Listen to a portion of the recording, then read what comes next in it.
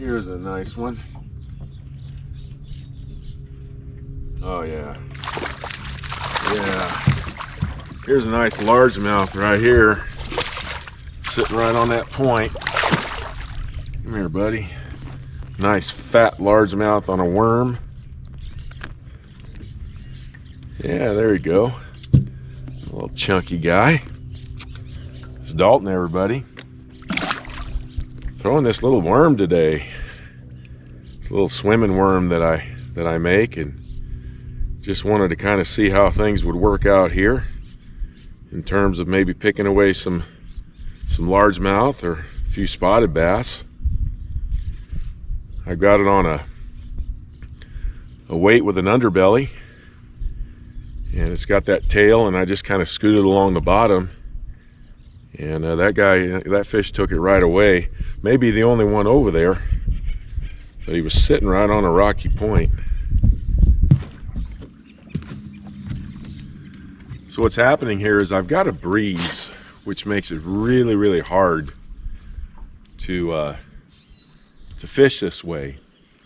It really is, for me, just kind of a shallow water approach. This hook is an owner hook. It's a 3/32 ounce, so it's really super light. And I throw this little swimming worm. I don't necessarily swim it. I would if I had grass, you know, shallow grass cover, but this is a really good technique for getting into these rocks and not getting all hung up on the sides of these bluffs.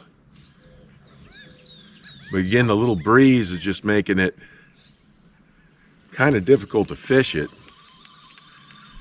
So it's not going to work on a number of things today, but what I got here is just again, it's that owner underbelly, weighted underbelly hook, 3/32 ounce green pumpkin worm that I'm throwing.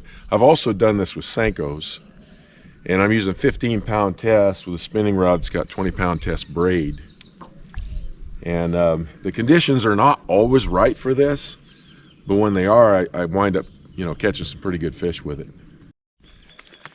So the conditions aren't quite right for this technique right now, but nonetheless, I wanted to show it to you because it can be very effective, you know, in these rocks, especially when you got that dead slick calm day. I'm not dealing with any breeze. Any little bit of breeze is going to push that little weight around.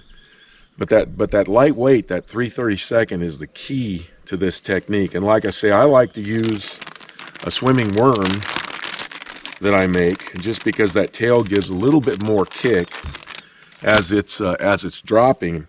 So what winds up happening a lot of times with weights that have an underbelly, or excuse me, hooks that have an underbelly weight, is when you put a worm on it, it's going to kind of shimmy like this as it goes down. And then having a little tail can also be real helpful in terms of it fluttering while it's going down. I'm going to go ahead and put another one on in case I do find some conditions that I want to throw it. But once again, I wanted to go over this with you. Now this swimming worm will be put on my store, on my bait store, just not quite yet. But these screw locks are really easy to use. You just screw that on.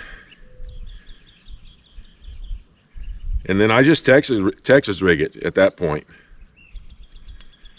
And I'm going to go ahead and hide that hook, or Texpose that hook, because that way, while having it in the rocks, that hook doesn't get hung up. And what I do, this is a really super slow, super patient technique. I let it sink down. I typically am going to fish this shallow. I let it sink down, and I let it set. I dead stick it for 4, 5, 6 seconds, sometimes longer. Just keep an eye on my line. And then I just slowly start moving it. And then I stop it, and I dead stick it again. Slowly start moving it.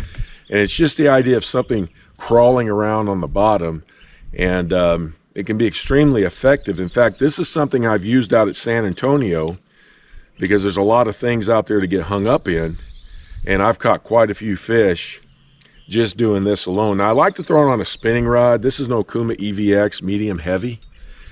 I like to have at least one medium heavy spinning rod for some of my Texas rig approaches, I like 20-pound braid on it and 15-pound test fluorocarbon, and that's how I set this up. So it's not for every situation, but there's certain situations it works out really good. I hope this helps. Thanks for tuning in. I'll talk to you next time.